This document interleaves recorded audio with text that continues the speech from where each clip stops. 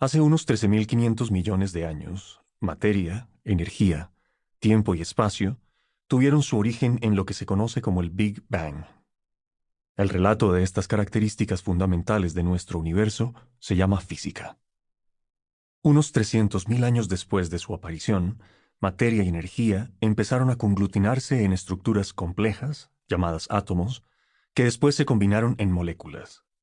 El relato de los átomos, las moléculas y sus interacciones se llama química. Hace unos 3.800 millones de años, en un planeta llamado Tierra, determinadas moléculas se combinaron para formar estructuras particularmente grandes e intrincadas llamadas organismos. El relato de los organismos se llama biología. Hace unos 70.000 años, organismos pertenecientes a la especie Homo sapiens empezaron a formar estructuras todavía más complejas llamadas culturas. El desarrollo subsiguiente de estas culturas humanas se llama historia.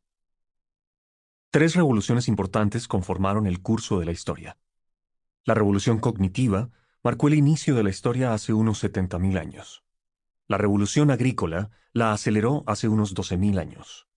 La revolución científica, que se puso en marcha hace solo 500 años, bien pudiera poner fin a la historia e iniciar algo completamente diferente. Este audiolibro cuenta el relato de cómo estas tres revoluciones afectaron a los humanos y a los organismos que los acompañan. Hubo humanos mucho antes de que hubiera historia.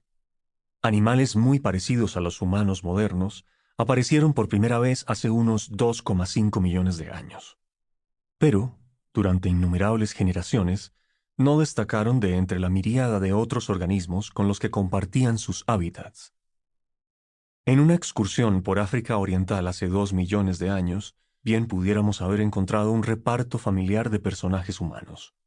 Madres ansiosas que acariciarían a sus bebés y grupos de niños despreocupados que jugarían en el fango. Adolescentes temperamentales que se enfadarían ante los dictados de la sociedad, y ancianos cansados que solo querrían que se les dejara en paz. Machos que se golpearían el pecho intentando impresionar a la belleza local, y matriarcas sabias y viejas que ya lo habrían visto todo. Estos humanos arcaicos amaban, jugaban, formaban amistades íntimas y competían por el rango social y el poder. Pero también lo hacían los chimpancés, los papiones y los elefantes. No había nada de especial en ellos. Nadie, y mucho menos los propios humanos, tenían ningún atisbo de que sus descendientes caminarían un día sobre la luna, dividirían el átomo, desentrañarían el código genético y escribirían libros de historia. Lo más importante que hay que saber acerca de los humanos prehistóricos es que eran animales insignificantes que no ejercían más impacto sobre su ambiente que los gorilas, las luciérnagas o las medusas. Los biólogos clasifican a los organismos en especies. Se dice que unos animales pertenecen a la misma especie si tienden a aparearse entre sí, dando origen a descendientes fértiles. Caballos y asnos tienen un antepasado común reciente y comparten muchos rasgos físicos, pero muestran muy poco interés sexual mutuo. Se aparean si se les induce a hacerlo. Sin embargo, sus descendientes, llamados mulas y burdéganos, son estériles. Por ello, las mutaciones en el ADN de asno nunca pasarán al caballo o viceversa. En consecuencia, se considera que los dos tipos de animales son dos especies distintas, que se desplazan a lo largo de rutas evolutivas separadas. En cambio, un bulldog y un spaniel pueden tener un aspecto muy diferente, pero son miembros de la misma especie y